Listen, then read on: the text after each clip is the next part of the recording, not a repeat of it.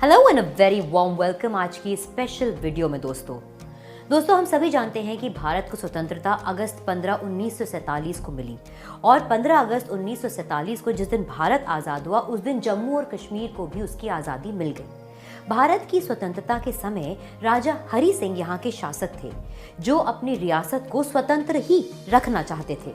लेकिन 20 अक्टूबर 1947 को पाकिस्तान समर्थित कश्मीर सेना ने पाकिस्तानी सेना के साथ मिलकर कश्मीर पर आक्रमण कर दिया और काफी सारा हिस्सा अपने कब्जे में ले लिया। इस परिस्थिति में महाराजा हरि सिंह ने जम्मू और कश्मीर की रक्षा के लिए शेख अब्दुल्ला की सहमति से जवाहरलाल नेहरू के साथ मिलकर 26 अक्टूबर 1947 को भारत के साथ जम्मू और कश्मीर के अस्थायी विलय की घोषणा कर दी और instruments of accession of Jammu and Kashmir to India पर अपने हस्ताक्षर कर दिए। इस नए समझौते के तहत जम्मू और कश्मीर ने सिर्फ 3 विषयों को भारत के हवाले कर दिया था। ये हैं रक्षा, विदेशी मामले, दूरसंचार। समझौते पर हस्ताक्षर करने के बाद भारत सरकार ने वादा किया कि जब तक इस राज्य के लोग स्वयं अपने संविधान का निर्माण नहीं कर लेते हैं तब तक भारत का संविधान केवल इस राज्य के बारे में टेम्पररी अरेंजमेंट प्रदान करता रहेगा। इसी कमिटमेंट के साथ आर्टिकल 370 को भारत के संविधान में शामिल किया गया था। इन प्रावधानों को 17 नवंबर 1952 से लागू किया जाने लगा। आर्टिकल 370 में जम्मू और कश्मीर के लिए क्या प्रावधान है? जम्मू और कश्मीर भारतीय संघ का एक संवैधानिक राज्य है, किंतु इसका नाम, क्षेत्रफल और सीमा को केंद्र सरकार तभी बदल सकती है जब जम्मू और कश्मीर की राज्य सरकार उसको ऐसा करने की अनुमति दे। इस आर्टिकल के अनुसार रक्षा, विदेशी मामले और संचार को छोड़कर कोई भी और कानून लागू करने के लिए केंद्र सरकार को पहले राज्य से अनुमति लेनी पड़ेगी। इस आर्टिकल के अनुसार जम्मू और कश्मीर का अपना ही संविधान है और इसका प्रशासन वे खुद ही चलाता है, ना कि भारत का संविधान उसे चलाता है। जम्मू और कश्मीर के पास 2 झंडे हैं।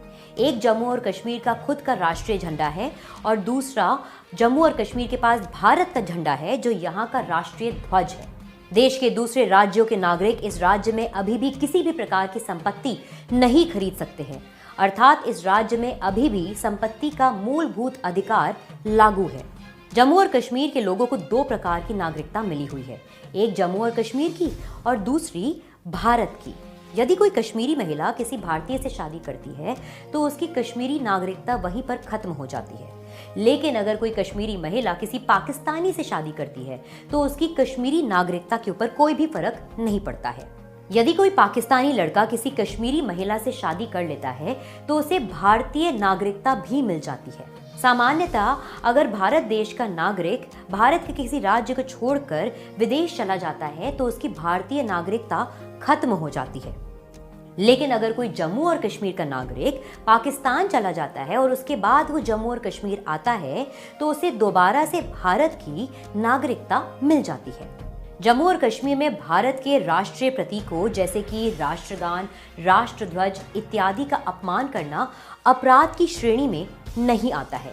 आर्टिकल 370 के कारण ही केंद्र राज्य पर आर्थिक आपातकाल जैसा कोई भी कानून नहीं लगा सकती है, अर्थात यदि भारत में कोई वित्तीय संकट आता है और भारत सरकार देश में आर्थिक आपातकाल की घोषणा करती है तो उसका जम्मू और कश्मीर पर कोई भी फर्क नहीं पड़ेगा।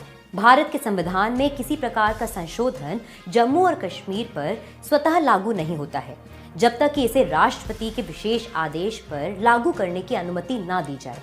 तो ये तो थी आर्टिकल 370 के बारे में।